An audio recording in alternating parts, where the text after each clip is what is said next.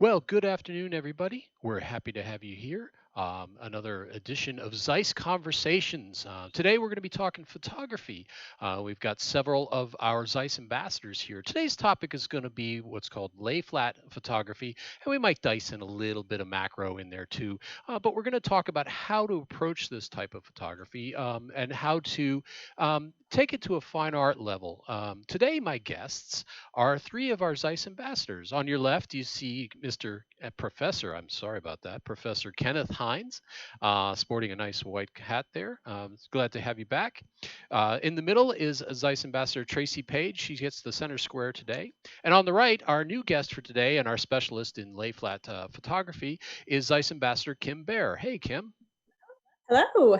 So I'm glad all of you are here today. It's kind of a special one for us. It's a little bit of a more of a fine arts conversation rather than a nuts and bolts how to. But we wanted to try and get some idea of the things that you're creating, Kim, and how and how to go about setting this up in your house, which is kind of an interesting conversation for all of us who are still in quarantine here. But first, why don't you give us a little bit of background on how you got into photography and what led you um, to what you do now? Um, well, like many women, many moms, I got into photography. It's the same old story. My kids were born and I started wanting to capture their lives.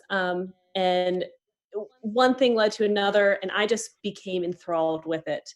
I kind of entered into some photography communities, which really opened my eyes up to all of the technical side and the art side of photography, and really kind of took it way past the hey, I just want to capture my own kids. I started to want to capture them in a more artful way. I really wanted to dive into the creative side of photography. I have been working with Amy Seifers, who's also another ZEISS ambassador, and we have the Wild Child Photography. So we've been shooting children and families and doing video with that and loving that.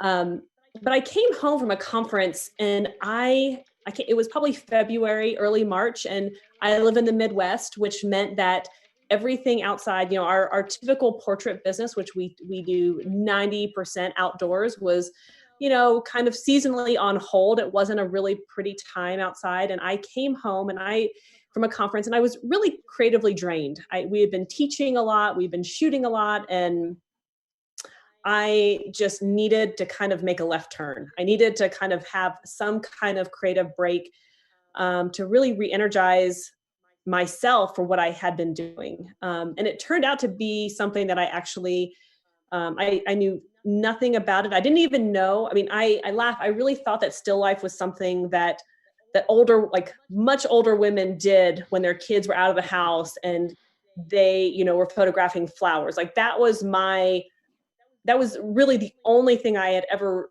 saw about still life. It was like flowers and birds were kind of you know, what retired people did. People my age photographed their kids. And so, but all of a sudden I was in my studio and I had taken actually a Zeiss Loxia lens home from a conference. And was able to try it out. And, but again, I had nothing to photograph with it because it was just this downtime. My kids were old enough to run away and it wasn't really very inspiring outside. And when I came home from this conference, my husband and kids, they did like a surprise office redo for me. And Oh wow. my husband built me this beautiful little table and on that table, my daughter got me some flowers. And it was the first time I'm sitting in my office and I'm just again trying to like reprocess being home and what we did at this conference. And I look over and these flowers are just stunning in my space. Now, my space that I'm in now is I have wood walls, wood ceilings, it's dark, it's moody, and it is not a space for portraits. It wasn't a space that I was shooting portraits in. It was a difficult space, lots of color cast, just lots of shadows. But all of a sudden, these flowers in this exact same space just inspired me. And from there, it just kind of catapulted to me, like raiding my fridge, cutting, anything I could find that I could photograph. Um, I did. I mean, from pineapples to fruit to spoons to whatever. And then just looking to see how could I photograph it differently? How could I change my light, my lens, my perspective, and just having this time, this creative time to kind of be alone and quiet and push yourself with these really common objects. Really, and it's still 2.5 years later, I still get really excited. I shoot about every day, creating different things, different setups, and getting to just dive into what interests me. I mean, that's my number one rule. It has to excite me. I don't want to photograph things that I've done before or how I did it before. It has to be something that and so sometimes it's very traditional and sometimes it's very like stark and modern. But it's always something what I'm interested in at that moment. That's awesome. Yeah, I've seen on your Instagram a lot. Like you have so many different things that, for a lot of people, it's things that they have around the house, but they might not see it in a creative way. How do you actually go about, selecting like what you mentioned that you don't like to use the same thing, multiple times. So how do you go about kind of deciding, what do you use? Do you go about if you just happen to be walking around or like if you're out and about in the store and say, oh, I want to get this and use this for this project. How do you go about that? Well, I think I have a pretty set aesthetic. I love kind of vintage things, and I love real vintage. I know you can get a lot of reproductions. You could go to Target and you could find things that look really cool. But I have always been someone who I want to be the only one who has it, or has And so I look. I'm always a treasure hunter. I'm always going out and finding, and sometimes I look for things, and I have a pretty it's funny that you said I don't use things. I don't like to use things over and over again. Well, I don't like to take the same shot over again. But But you like can do different combinations with something. because I'm not a warehouse and can't just store an abundance of things, the props I look for have to be both unique and interesting, and then totally forgettable. They have to be able to be both the headliner and the backup singer. They can't, that they have to work. I shot a picture of, if you want to put that picture of the colander up, I shot a picture of this colander, and I've used this colander over and over and over again. Sometimes it's holding vegetables, sometimes it's just in the background. But I honestly, I had never photographed it totally alone. I love the picture of the colander because I think I told you it reminded me of my grandmother's colander. So you just you hit such a strong memory for me. Yeah, and I get that a lot. People say that, my so-and-so had it, or that reminds me of this, that I have an egg beater that I got that a lot on too. But all of a sudden I'm sitting in there and this light, this very striking light is coming through my windows. And, and all of a sudden I'm like, what do I have that will, that this light will really enhance? And so this colander with its holes in it, really showcasing this star pattern on it, really just, it spoke to me. And I loved how, the light was kind of like just this kind of little bit of it. And there was this, and so for me, the light is almost always the main subject. It's always the thing that I am drawn to, whether it's really strong and hard light or whether it's really soft. I'm always thinking, what is going to partner well with that? How is the light going to interact with that prop? When I have really moody light, I tend to really go to darker toned props. Where when I have really bright, hard light, I just did some where I had, I don't think I sent this one to you, Tony. Maybe I did. I had some grapefruit, and I had this other basket, and it was this really hard, light, bright, and I loved, it just seemed like a really fun shot because of that bright light. So Ken, to your point, I kind of go off the light, that really dictates the kind of props I'm going to pull. But I have a general rule. I've created a prop capsule And the idea of a prop capsule is that I can reuse any props, like a wardrobe capsule. They all mix and match. And so when you look at my Instagram feed, there isn't a prop that is like, so I call it the diva prop. There's nothing that can only be front and center, because I don't want to use a prop just once. I want to be able to keep it in my collection and rotate it in. So when I'm out looking for things, I always kind of in the back of my mind, I'm like, how is this going to play with my other props? Does it enhance it? Do I have something really similar to it? Am I willing to let something go in order to put this in? Because you can only have so much. Having too much is almost as bad as having too little. If you can't see it, if you can't find it, then you don't use it. And so having my prop capsule, I know where these things are. I know how they're going to photograph, and I can easily pull them in and out. And then there, I just add, whether it's food or whether it's something that is, we'll say perishable. I can kind of flowers or whatever I want to add to it. They all kind of play well with these props that I have. Yeah. Now, Ed, when you're looking for things for your prop capsule, are you out looking for specific items, and are you looking in antique shops or yard sales, or do you just wait until you see an item that kind of piques your interest? I'm an active hunter of stuff. I don't always know what I want, but in my mind, I've really broken props down into 3 key categories. I have very structural props, which are things that hold my props: bowls, plates, it could be spoons, whatever is going to be the main structure of my my scene. And then I have accents, and these are the things that I think are really fun to look for, because they are the egg beaters. They're the old fashioned. I have peelers, like to peel potatoes and carrots that are like older.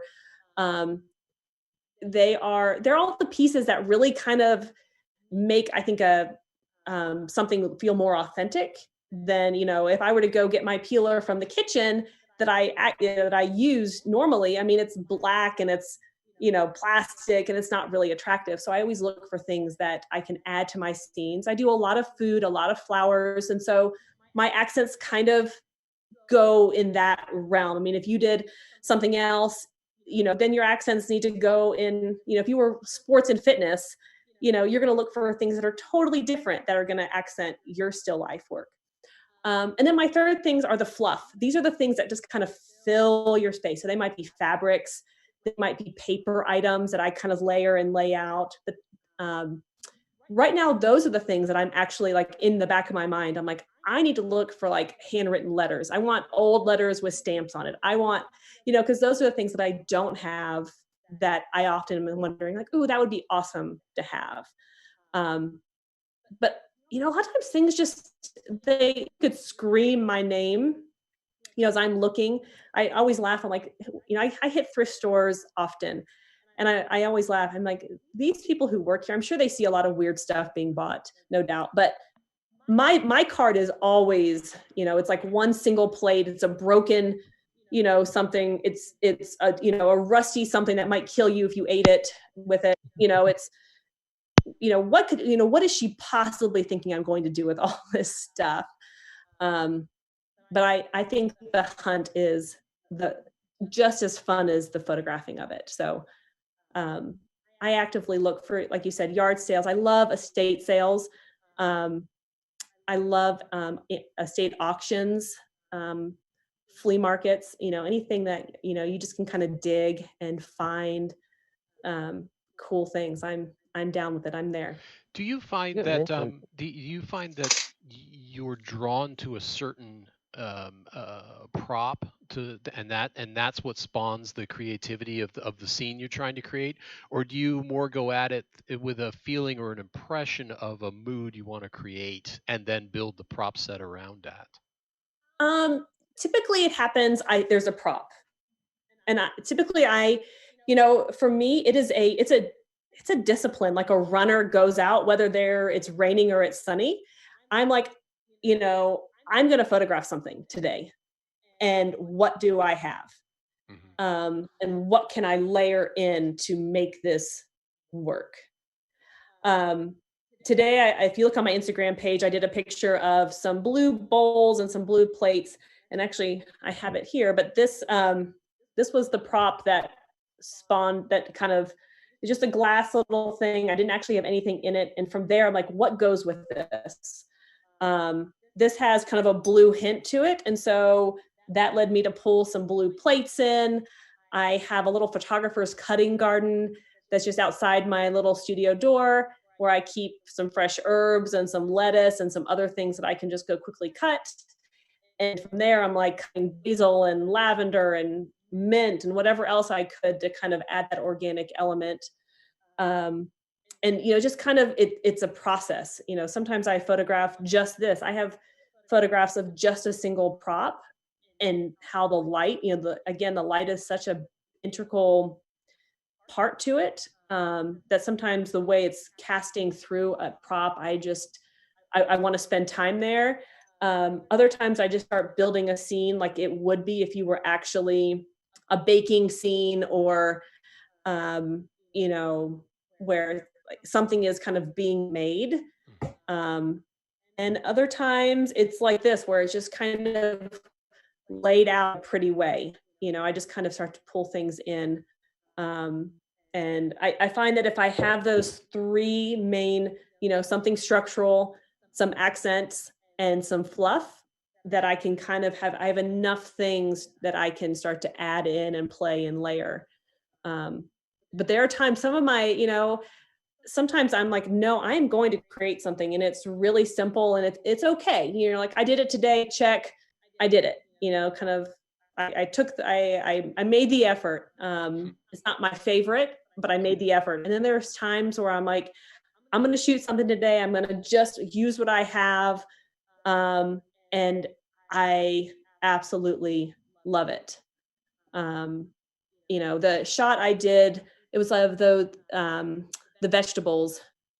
Let's see if I can give you the number. There's a couple of vegetable ones that I sent you, with the lighting, with the back. Let's see. 6719 and 6710. Okay.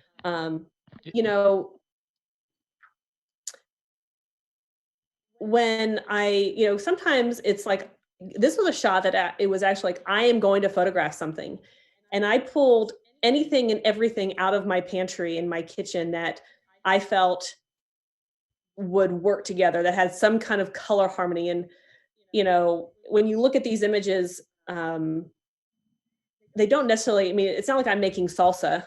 I have some where you kind of, I'm making, in my mind, I'm making something. And so I pull ingredients that would all go together. This one isn't the case. I have limes, and I have cilantro, and I have onions, which could be, but then I also have almonds and avocado. And I just thought they had a really great color harmony. And so sometimes I am looking just for a color harmony or a shape or something that I can kind of tie those elements together. I really like that in the one image here, you've really kind of made it a lot of symmetry, and really kind of softened the image. But in the same instance, you've also taken an image that's off kilter and a little bit askew, leaving a bit to the imagination as to what actually happened here. Yeah, I think one of the ways that you can create very modern, I use very antique, very vintage props, but I think, and very traditional props in a lot of ways. But I think by creating diagonal and slants in that, you can add a very modern feel. So sometimes I set a scene up and I move around it, and I compose and recompose, sometimes without moving a single prop. And I go as far as I can. I backlight it, I front light it, I side light it. I'm as not changing the light, not changing the props, just changing me and changing lenses. And then I rearrange it all. So, you have that shot, and then, obviously the one where you have the bowls just kind of lined up all on top, kind of just very circular in nature. And just using shape and line to really recompose and have fun with all the same props. I'm not after taking one amazing shot. That's awesome when you can take an amazing shot. I love to create kind of a story and try to get as much creativity out of the same props as I possibly can. So when I look at the negative space you create, one of the things that I see is the commercial viability of your images. Are you able to start selling these for stock into clients? I have them on, I have an offset, I'm an offset contributor. So for stock, I do, and I do purposely leave. I mean, obviously when you're shooting for stock, everything, I mean, I have to use brand, it has to be brandless. Mhm. That's definitely something you have to really consider. But also leaving room for text, leaving room for logos, leaving room for taglines, whatever they may want to put in there, um, is, and cropping, you just don't know what size something is, kind of leaving a little bit of space so that it can be um, used in a variety of ways, I think is really important. Well, I love the negative space you're achieving, and whether it's for commercial viability or just for creativity, I think it's really working. Now, something that I'm always curious about, and Tracy, I've always been this way with you, uh, and you mentioned this a little bit, Kim, as far as your lighting goes, because you've done some quizzes on your Instagram, and fortunately enough, I'm still at 100% of getting your lighting question. So, how do you go about as far as what do you use? I know you use a mixture of sometimes you'll use natural light as opposed to like, how do you go about doing that and choosing what specific photo or setting is going to use which type of lighting? Yeah. Well, I have always been a natural light photographer. That was, and I still is probably my go-to when I can find beautiful natural light. I mean, I love to set something up and almost leave it and let the light recreate the scene as it changes. Um, and that is probably what, I come in the morning and all of a sudden the light is totally different on a scene that I did last night. Even, sometimes when I work at night, I use strobe or continuous light. Um, and then during the day often I use natural light. To determine which one I use, um, I started with continuous light when I knew I needed something. I was doing a lot more work at night, and so I knew I needed some other kind of light. Obviously, I just my days were filled, and I still wanted to do this, and so continuous light. I have a Westcott Solix light. It is so easy. I mean, you turn it on high. You can turn. It has just a level. You can decide what how the brightness that you want. You can see it. So for someone who's afraid of strobe, you actually are seeing how it's all playing. It's really nice if you can move things and really see it, and you don't have to worry about understanding strobe.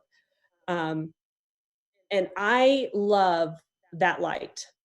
Now the con is that when you want to really bump up your aperture, so let's say you really want to get a lot in focus. Just like with natural light, you have to really bump up your ISO.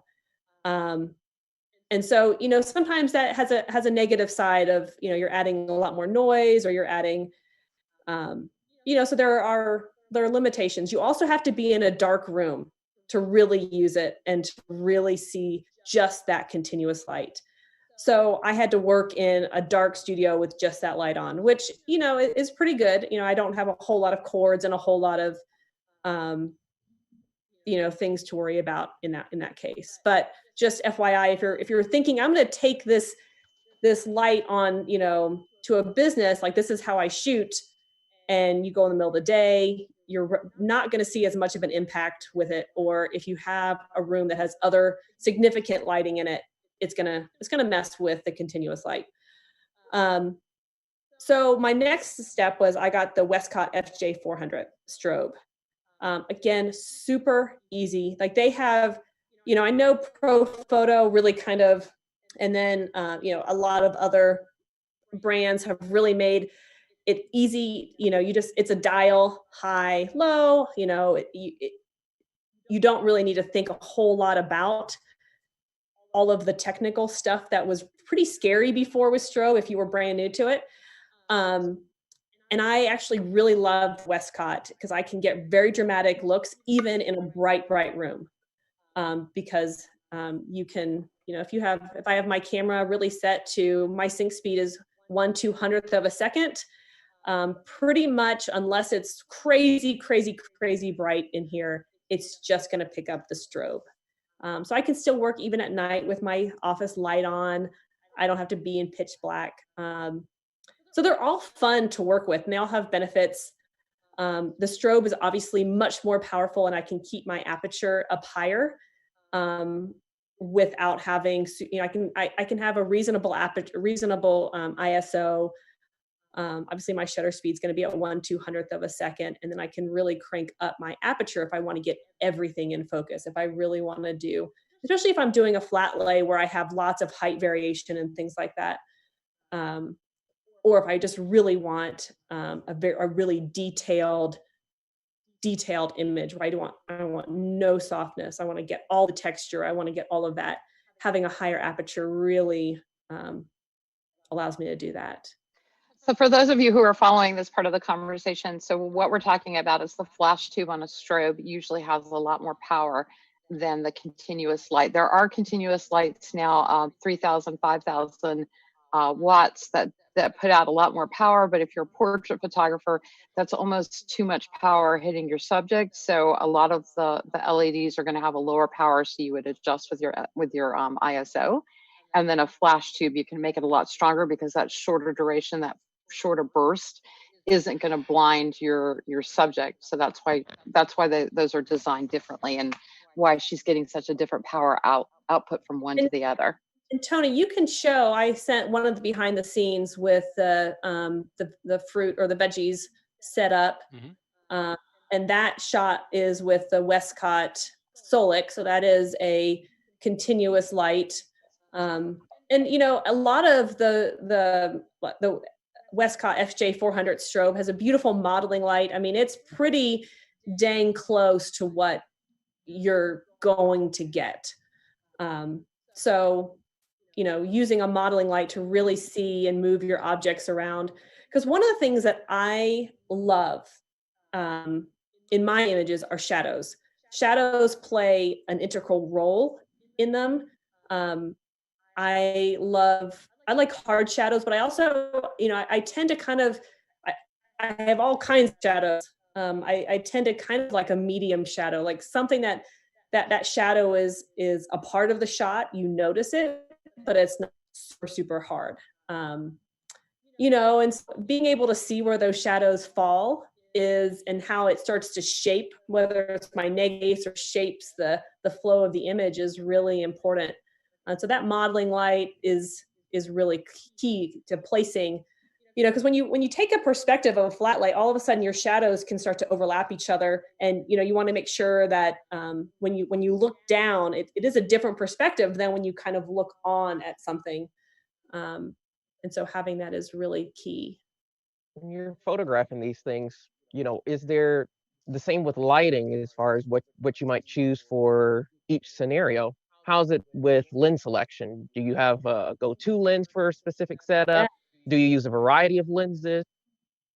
I use every single bodice lens. And I might use them all in a single thing. I change lenses often. So I usually start with a 25 for a flat lay. I originally got that lens for video. Again, I came from a portrait background. I didn't have these wide angle lenses lying around. That wasn't what I was shooting with. And so I got in the 25 for video since we were teaching video. And I started shooting still life with it. And I fell in love with it. And then I got, let's see the next one, probably the 85. Again, I was using the 85 for video because I could handhold video with the 85. That makes a beautiful, my studio space is kind of long and narrow. So I have room to kind of step back and kind of do those down the table shots. So I use that one a lot. More like a 3/4 angle down the table shot.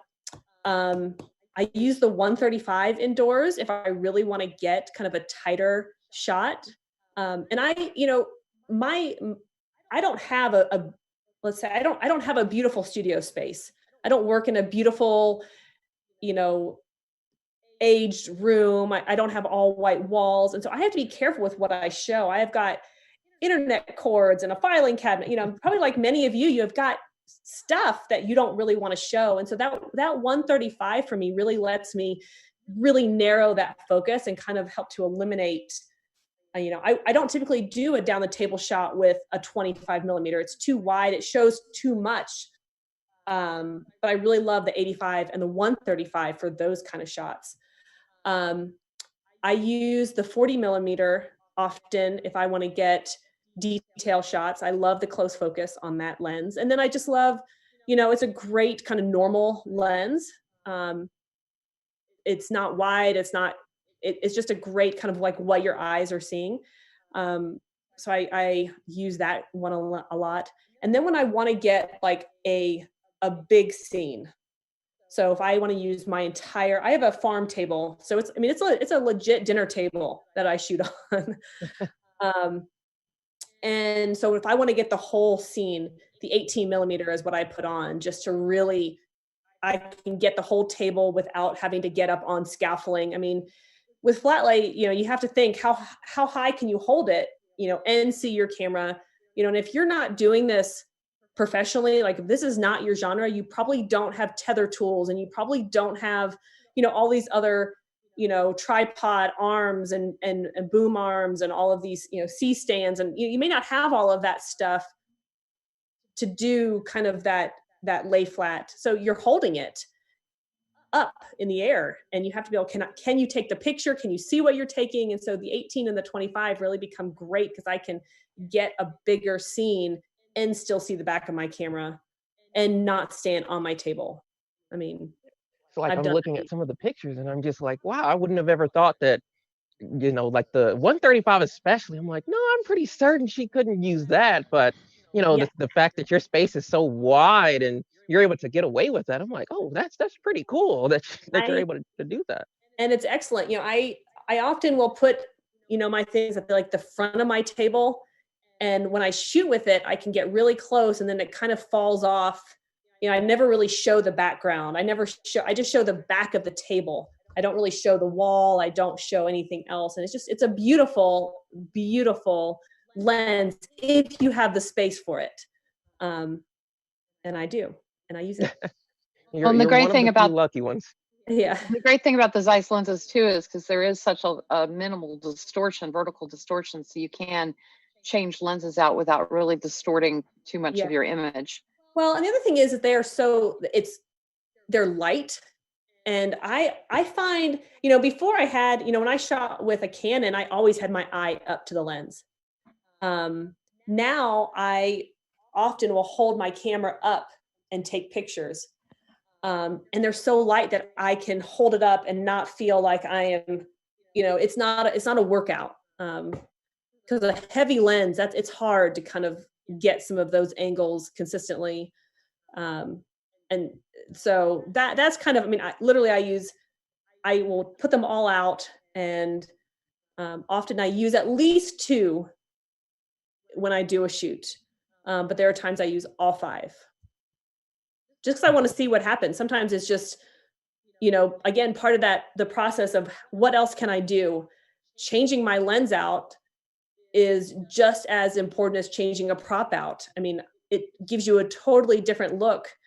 And I can use the same props and get, you know, because honestly, for what I do, and, you know, if you're a portrait photographer or, you know, you do the exact same thing, you want to have as much content as you can possibly have in a single setting. I mean, you wouldn't, you know, a lot of portrait photographers will shoot with that, you know, 135 lens and then put on the 40 or the 25 to get really fun, active shots, to get more of their scene. I mean, they're doing the exact same thing. They're shooting the same people in the same location, but they're changing their lenses to get more of an urban scene behind them versus a portrait scene or, you know, whatever it is. And I do the exact same thing. I just keep changing it out to change the feel and the perspective of my little scenes here. So I have a question for you about your creative workflow. So when you are deciding what you're going to shoot for that day, do you ever like break it down in advance? Do you do mood boards? Do you do color boards? Or is it all a gathering of the items and deciding what you're going to do? Tell me what your process is. Yeah, it's pretty haphazard. You know, sometimes I'm doing like I really encourage you, if you want to do flat lay, like find a flat lay or a still life challenge, you know, where it's like today is blue or today is travel. And you know, that could mean so many things, but it forces you to look at what you have and figure out how you can make that work. And so it's a great creative challenge. But I find that I do that all the time. I'm like, today I'm going to photograph, you know, sometimes I'm at the store and I'm like, I fall in love with the way some fruit looks, and I'm like, I'm going to do that. Sometimes there's something in season in my own garden, you know, like my lilacs are going to get ready. I'm looking at them now. They're like almost ready to bloom. I guarantee you that there's going to be lilacs in my future images. You know, so I look around seasonally, like what can I find? Again, what interests me? And so what interests you? Is it a texture? I mean, I love to photograph, you know, sometimes I'll just like, just photographing garlic, or, you know, I love the skins of them. I love the texture of them. And so I can really, you know, I put that 40 on and I really get close and really just change the light. Sometimes it's really moody. Sometimes it's really bright. I mix it with some other, you know, some rosemary and, you know, just really play with it. I don't typically put too much thought into it unless I'm doing something for a certain project. Typically it is, today I'm going to shoot something. What will it be? We've got Vidalia onions are hitting our stores this week. So you guys are about to see a lot of onions coming out from me. Good. I'm going to be copying Kim. The other thing I really am enjoying, Kim, is I've noticed on your Instagram page, which is Still and Wild, I think is your Instagram page. You've been doing these challenges. So Monday I saw, and I didn't get to chime in and actually watch how that went. So I think it's really cool that you're saying, okay, apply here, you know, reply here if you want to be a part of my challenge. And then you're randomly picking somebody and giving them like 15 minutes to get it together. How's that going? It was a lot of fun. I was sweating bullets, you know, because you have no idea how, like, are they really going to show up? Like, are they going to forget? And I kept trying to like put reminders, like, don't forget. But we had a great turnout of people who wanted to do it. I did freak out a little bit when she's like, are people going to see me? And I was like, oh yeah, they're going to see you. You know, but I had no idea what she had. I had no idea what she wanted to photograph, but we went through that process of finding some structure, finding your accent pieces, and then laying your fluff and playing with, like, if you can have those three distinct kinds of things. And so I got a lot of comments. People were actually following along and doing their own flat lays on their own as we were doing. And, you know, one of the things that I specifically asked, like, what did you like most about it? And one lady said the piece of advice about turning the flat lay, we were using, she had these boards from Replica Surfaces. They're stiff boards. And so you can, you know, easy to kind of like turn them around. And, you know, just the same idea of kind of you moving is turn your work around, because that same setup now has a totally different light pattern, and things that were further away from you are now closer to you. And there's just a different, and it might again be just the spark of inspiration to go, oh, I see something totally different that I'm now interested in. But so it was fun to see the images that she came up with. I was actually pretty shocked, because she is not a still life or the girl I picked. She does family photography, but she had lots of stuff. She had surfaces, she had all sorts of stuff that I never would have had. So I lucked out with that. I think anybody that's done baby work probably has a ton of stuff to use. And I have spun babies around on the floor, so I can just imagine doing that with a still life. But, you know, one of the things that was interesting was that she brought out a lot of big things. And I said, you gotta be really careful with flat lays and still life, is that, it's scale is really important. Because you're not working with, sometimes she brought out like a big wooden trough kind of thing. And I said that almost becomes a surface all on its own. It's so big, it's so overpowering. So when I'm out looking for props, I don't usually look at I don't look for dinner size plates. I look for salad or dessert plates.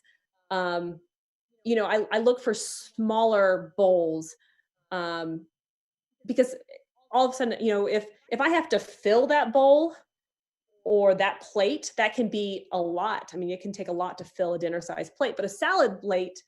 So we did talk about scaling back, finding smaller things that, because in the image, it translates, no one goes, oh, that's a salad plate. That's not how they see it. And so you can kind of have things I don't know, smaller things just tend to work better. So it was interesting going through the things that she had.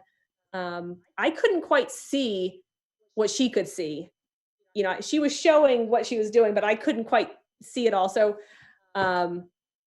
it was a really good challenge. We're going to do it again. And I think that will be a fun, someone else will get the chance to be in the flat lay surprise challenge. I thought about doing one with you here today, but then I thought Kim and I are friends in real life. I thought she'd probably kill me. Maybe. I'll see you. Yeah. I know. You know where to find me. I'd be in trouble. But, I think doing those kinds of things, even for me, I was, you have no idea how it will come out. But it's just fun to keep your own skills sharp and to use what someone else has and help lead them through the process. I mean, for me, it is a process. I don't just throw stuff down and hope it works. I mean, it's a process of playing and moving. And, I think as a portrait photographer, we always were asked to do lifestyle sessions. And it was people who wanted to have this sense of this beautiful, almost like candid scene, but it was still very directed and very styled. I mean, people were still, there was still this notion. I think still life is still the same. I like to look for, what does this look like in real life? And how can I make it beautiful? When we bake cookies, it's a mess. There's like butter, and they're like the pack, and there's like the, your Nestle bag, it's a mess.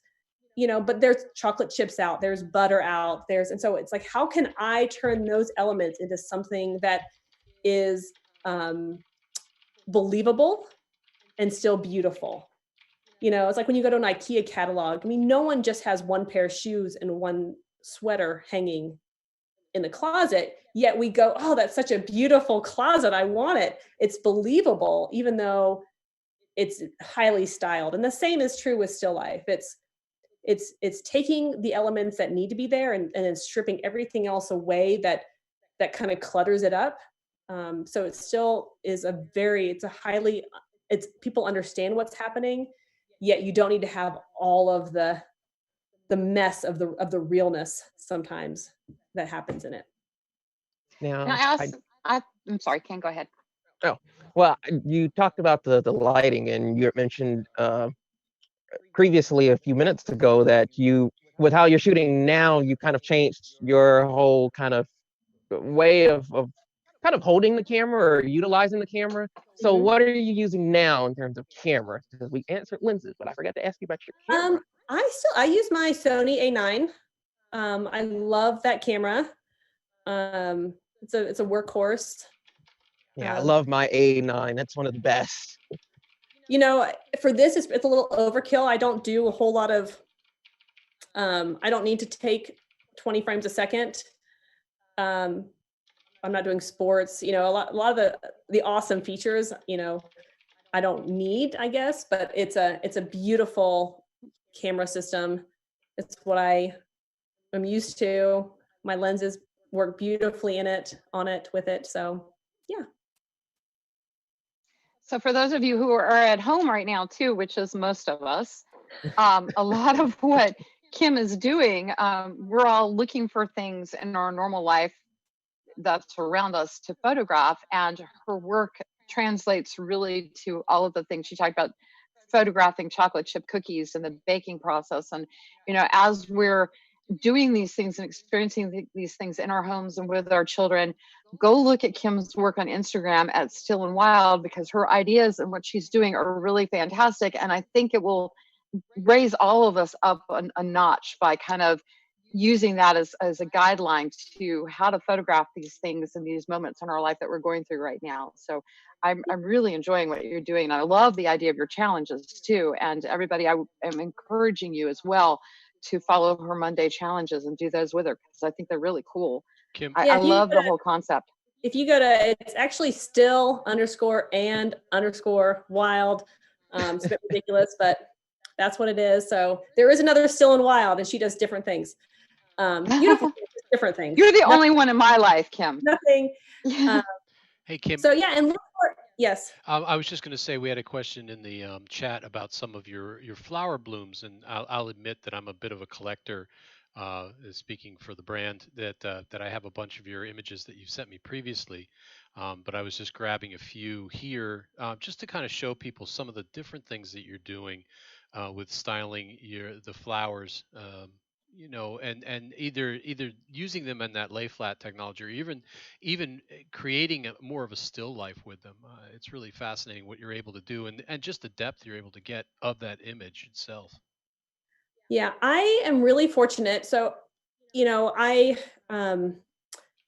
when I first started, before I started shooting still life, I thought my office was a detriment. It was a hindrance to my portrait photography.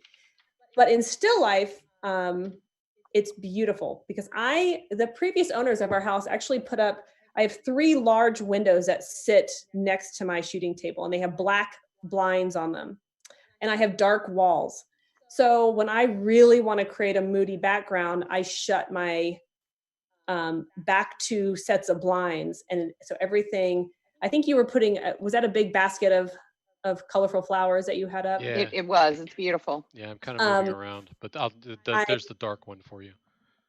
You know, it just kind of like the light just kind of falls into shadow because of that. And so my work really became very moody and really dictated by shadows. It was something that if I had an all white studio or had an all white, you know, I probably would shoot very different. But I think using what you have, I really started to gravitate to that light, that very kind of like old master, very kind of Rembrandt kind of light, and just using darkness in my work. I think really, I don't know, it was a lot of fun. It's a lot of fun to do that.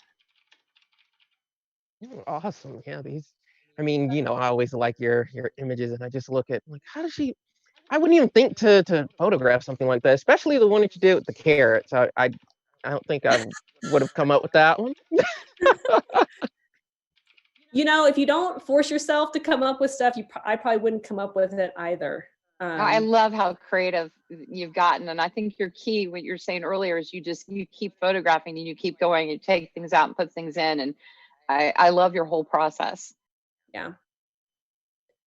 But you know, still life photography can get expensive. I would just post it on my stories. I really highly, for me, I put a little photographer's garden in, because herbs and those little things that you want to add can, you know, there's something you have to go out for, and they can get pricey. And so I love having those little things. I did actually plant a cut flower garden, and those were zinnias, I think, in that shot. They're really easy to grow, but I had baskets full. I mean, I could create huge bouquets, huge things, where if I were going to a florist or going to the grocery store, you know, you're going to spend $10 and you're going to get this little thing. And so having just a little patch that you grow and you kind of are able to cultivate on your own will save you a lot of money. And it's fun to see what is new in season. I think that's also just a kind of what keeps inspiring, you know. But look around,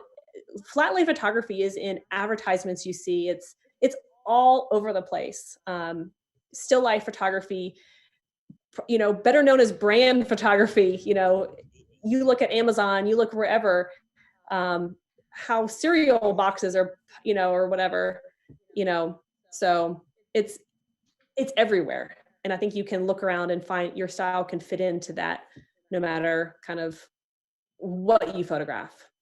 Yeah, I think I got a promo piece from King Arthur Flower last week that looked like it could have been one of yours.